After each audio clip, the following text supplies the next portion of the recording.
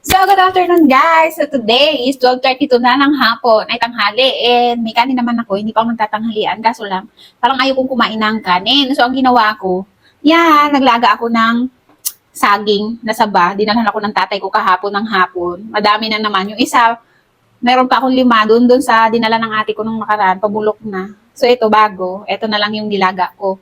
And, magtanghalian tayo.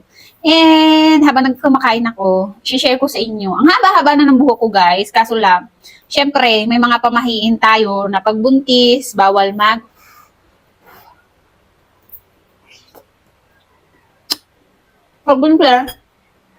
pagbuntis, bawal pagupit. Hindi ko alam kung ano yung rason bakit bawal magpagupit. So, sinusunod lang natin. Sinusunod ko pa rin yung mga bagay na yun kasi hindi naman masama kung sumunod sa mga pamahiin ng mga matatanda. Pero nabasa ko pag sinesearch ko, hindi naman daw masama magpagupit. Ang hindi lang maganda is yung magpakulay ka kasi nga, syempre may mga chemical na ilalagay sa buhok mo. Pero syempre, kahit sabihin na hindi bawal, kahit sabihin na pag sinearch mo hindi bawal, ayaw ko pa rin magpagupit kasi nga, kailangan natin sundin yung mga pamahiin ng mga matatanda. So, ang tamis guys. Ang tamis nito, saging na dala ng tatay ko, napakatamis. Masarap ngayon. Di nung nakaraan, maasim pero ngayon matamis. Sarap. So, ngayon pagbubuntis ko, lagi kong kinakain, saging talaga guys. Ayun, noong first trimester ko, lagi kong pinapabili kay daddy turon. So, ngayon naman, second trimester ko, parang lagi kong kinakain saging. So, ayun guys, kaninang umaga, tuwang-tuwa ako kay daddy, tawang-tawa ako kay daddy kasi nga, mukha daw akong, kasi may nakita ko kanina sa TikTok, payat siya, buntis, and malaki yung tiyan. Sabi ko kay daddy, ganun ba ako yung daddy? Sabi niya, hindi naman daw. Sabi ko, anong tsura ko ngayong buntis? Sabi nga, mukha daw akong piniritong hotdog na yung tosta. Pag tinusta mo, di ba minsan lumulobo? Ganun daw ako. Sobrang laki ng tiyan. So, nasa 16 weeks na ako. So, 4 months na ako. Next year, malapit na ang mga anak. And, yun, kinakabahan ako. Ang katakot ang mga anak. Pero, siyempre, laban lang. Ganyan naman tayo talagang laban lang. Ang sarap girl. Naharap na itong masarap na itong sabi ng tabi. Kaya gumamit ako ng mic.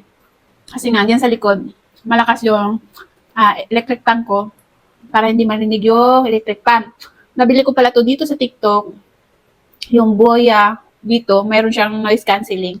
Diba ang tunog pag pag walang noise cancelling sa may noise cancelling. Pag walang noise cancelling, marinig yung electric fan. Pero pag ganito, na may gamit ako ng microphone, so, hindi rinig yung electric fan.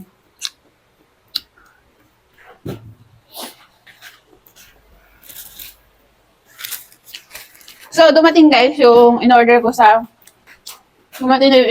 TikTok. Bale,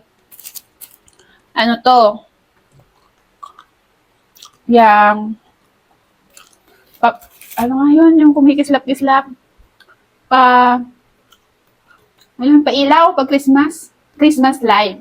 So, Christmas light to, and solar, kasi doon naman ilalagay sa labas, and maano naman yung, init ngayon, so, mas maganda na, para tipid kuryente.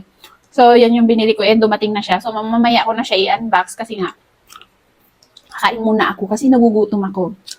So, ito guys, and, minsan hindi ko maintindihan, minsan ang hirap magbuntis. Kasi nga, gutom na gutom ako lagi, lalo ngayon second trimester, ayun yung tawag. Lagi akong gutom, kahit 1:00 ng madaling araw, kahit 2:00 ng madaling araw, tatayo talaga ako niyan guys, kasi gutom na gutom ako. Tapos pag hindi ako tumayo,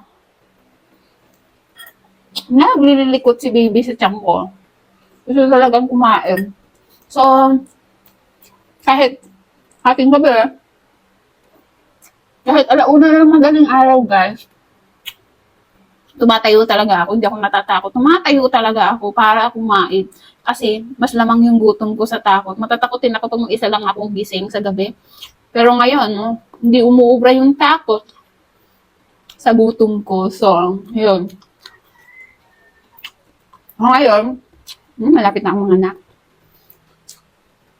Next year, May daw, sabi ng doktor ko, ng OB-GYN ko, May daw yung, yung panganganak ko.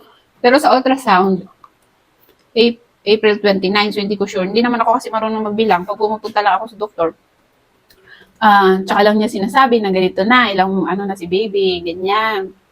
So, yun, nagpaalaga na ako sa private doctor, sa OB-GYN, kasi nga, syempre, nagkakaedad po tayo, and syempre, hindi naman pare-pareho yung katawan ng tayo mga babae, hindi naman pare-pareho yung katawan natin, and sabi nung OB-GYN ko, at risk daw ako, kasi nga, noong 2011, nakuna na ako, so may history na ako ng miscarriage, yun, basta yun. May history na ako gano'n, so at risk na daw ako. So yun nga, nung unang ultrasound ko kay baby, nagkaroon ako ng subchorionic hemorrhage, kailangan ko mag-bed rest. Dahil yun, kailangan ko mag-bed rest. So, yun lang guys, kakain muna ako, nagugutom na talaga ako. Yun lang.